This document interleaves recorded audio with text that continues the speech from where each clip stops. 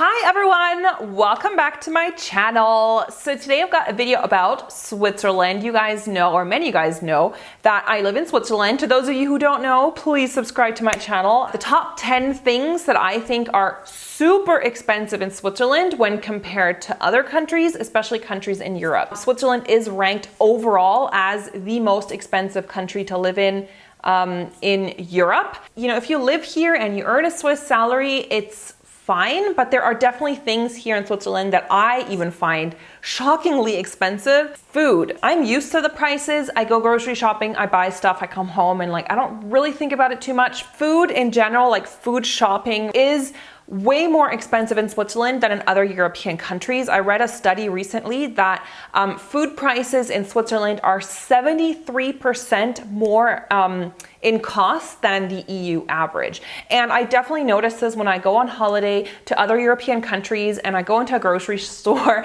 and I can't believe how cheap everything is. Sometimes I watch videos on YouTube of people saying, oh, I spent $150 on grocery for the entire month. And I'm like, are you serious? That's like 2 food shops for me.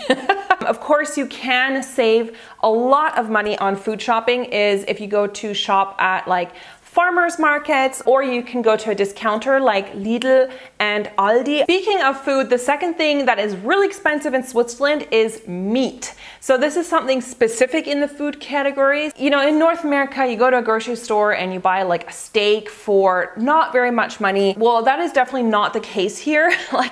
If you go to a grocery store and you buy a good quality steak, it can cost 30 francs, 40 francs. That's not totally unheard of at the grocery store, depending on how much you get and what cut of meat it is. So, of course, chicken and stuff will be less expensive than a prime cut of beef or whatever. But in general, meat here is very expensive. One of the main reasons is because Switzerland has very, very tough animal control or animal protection laws in the country, which I actually think is a really good thing. Farmers who farm here in Switzerland have to abide by the animal protection laws. That, of course, makes farming much more expensive. When I see how cheap meat is in the US, it kind of disgusts me because people consume so much of it, which is anyway not that healthy, but also how much those animals suffered for them to be able to produce meat at such a low cost. The third thing that's really expensive in Switzerland are hotels. Even an average price hotel can be very expensive. Of course, it always depends what region you go. Definitely expect to pay over $150 for an average hotel. So that's kind of one reason why I often don't spend my vacation in Switzerland. If I compare, well, I can, go on holiday in Italy, or I can go on holiday in France or in Germany or something and spend maybe half the amount on a hotel room.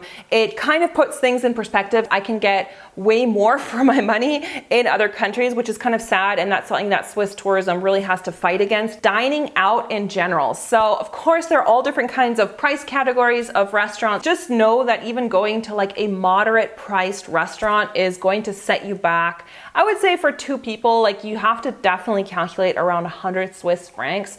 And that's not even extravagant. If you're gonna have a nice bottle of wine with it and have appetizer, main course, dessert, a bottle of wine, and maybe coffee, then expect to pay over 100 Swiss francs for 2 people. So there are cheaper restaurants, burger joints and stuff, they'll be cheaper. But even then, a burger at a burger restaurant can cost between $20 and $25, $26 with dining out. The tip is included. In the States, you'll have to add on 15% or 28%, sometimes even 25% as tip at the end of your bill. Well, here it's definitely not like that. What people usually do is, if you have very good service, is to kind of round up the bill to the next number.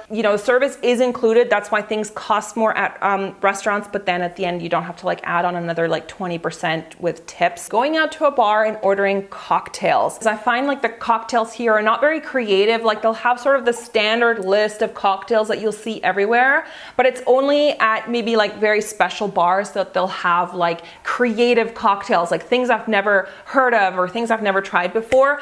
And in those kind of places, the cocktails will definitely cost you upwards of 15 Swiss francs per cocktail. And like the cocktails are not huge. It's not like some giant tumbler.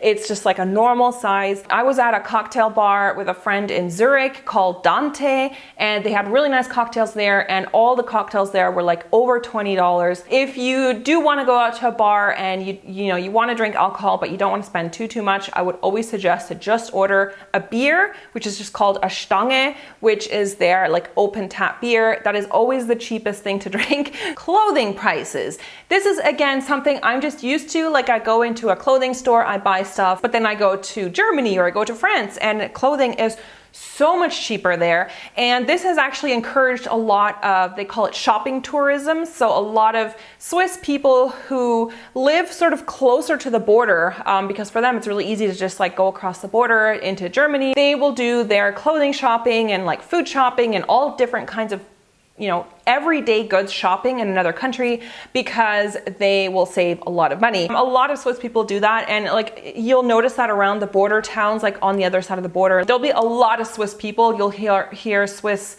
the Swiss language being spoken everywhere because people are going crazy shopping, and they'll buy like huge lots of, washing powder, and they'll buy like socks and underwear and like razor blades and all that kind of stuff because it is way cheaper entertainment. So anything that's like going to concerts, going to like open airs or golf membership, going out to the movies, anything that you kind of do for fun. I love going to concerts and hearing live music, but I don't do it that frequently. We are going to a couple concerts soon in Zurich. They always tend to be in Zurich. That's the thing. For one concert, we are paying, I think it's around 50 francs just for the ticket. So that doesn't include any drinks that you have there, and you have to like drive there and park there and all that. So it's very expensive. You have to like calculate in the parking and then like, the concert ticket itself. And then you go to the bar, you want to order something to drink. It's very expensive. A movie ticket will cost you, like, depending on the city or where you are, I would say like between 16 and 20 francs for like general admission, one adult.